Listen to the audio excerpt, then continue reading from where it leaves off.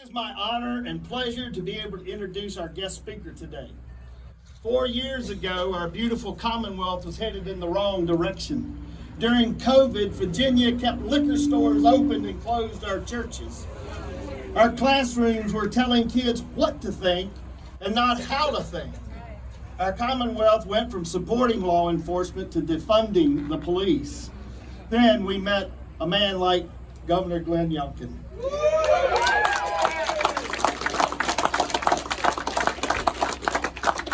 A man that believes in God, country, and family values.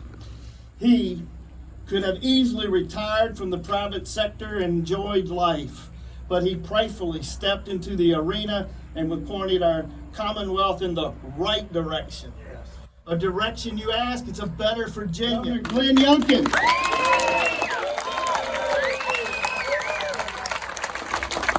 Bedford County, thank you for hiring me.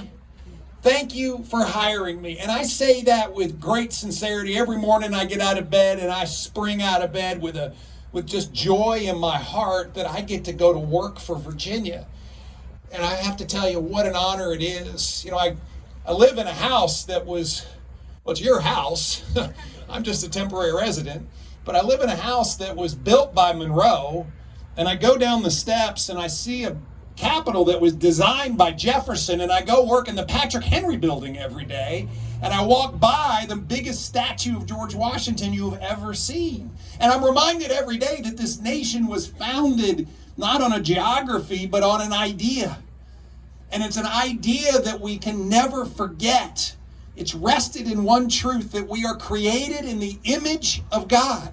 That is the basic belief of this nation. And with that comes a truth that because of our Creator, we are endowed with certain unalienable rights, and among them are life, liberty, and the pursuit of happiness. That is this nation. And as you heard from my good friend John McGuire, that is why we are here, because we understand the clear differences that are on the ballot.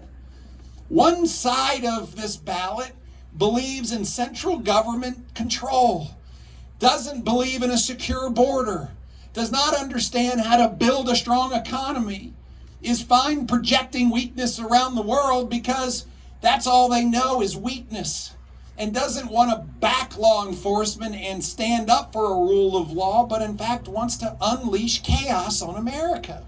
And the other side on the ballot, a ballot where if we elect John McGuire, we'll have our majority back in the House, and if we elect Hun Cowell, we'll swing the Senate, and we're going to put Donald Trump back in the White House for strength. That's the other side of the ballot.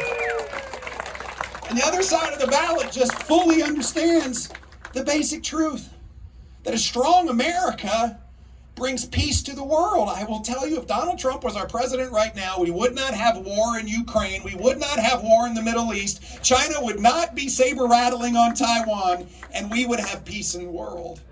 If Donald Trump were the president right now, we would not have a porous border that has turned every single state into a border state. Just last week in Fairfax County, we arrested yet another illegal immigrant who was handcuffing two kids in an apartment to keep them from running away. We had 2 illegal immigrants try to drive a box truck into the Quantico Marine Corps base through the front gate. We have 5 Virginians who die on average every day from fentanyl overdoses. Folks, this is chaos. And she was the border czar and did not do the job. Full stop. Donald Trump understands how to build a rip-roaring economy. I have to tell you, Kamala Harris doesn't. And I will say that we see the proof of that because we know the economy that he built, where we had high growth and low inflation. And we've seen the one that the Biden-Harris administration has built, which had runaway inflation and low growth. Folks, it's that simple. You go to a grocery store and you get a gut punch. You go to the gas pump and you say, how do I fill my car up? And listen, God forbid you want to buy a home. Mortgage rates went through the roof and took the American dream out of so many American elections. And at the heart of winning elections is Bedford County. Full stop. And let me tell you why. In Bedford County, I got nearly 80% of the vote. In the 5th Congressional District, I got 60% of the vote. We have to turn out and vote. And when we do that, we overcome the other parts of Virginia. You know, I had a meeting with President Trump in June, and we sat down and we were talking about how do we win Virginia. And I said, sir, we lose Northern Virginia less bad. We break even in Greater Richmond. We break even in Hampton Roads, but boy, we gotta win Virginia Beach and Chesapeake and Suffolk, where all our vets are. And then we gotta blow it out in our red counties. And Bedford County knows how to blow it out. 80% of the vote is the target. That's what we have to get.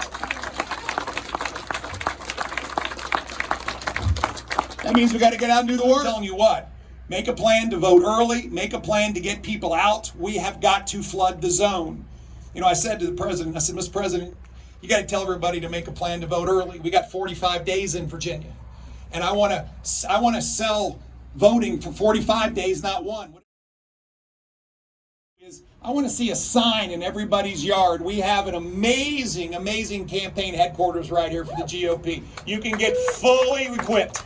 Signs and hats and bumpers, to get them. Because I'm just telling you, when people drive by and they see a sign in the front yard, they say, hey, I might vote for that person too. It matters. I just never forget driving into Alexandria. You know, there are Republicans in Alexandria, Virginia. They're just hiding. They're just hiding. And in 2021, we drove in and there were red signs everywhere. And I looked at one of my friends and I said, we're going to win this thing. Get a sign, put it in your yard. Third thing we need are volunteers. We need so many volunteers, you can't believe it. And listen, I know we'll put you to work. My top priority right now is election volunteers. I need precinct workers. I need folks who will pay attention and watch. I need you to be trained. Right now we're training 5,000 volunteers across the Commonwealth of Virginia. Here we go.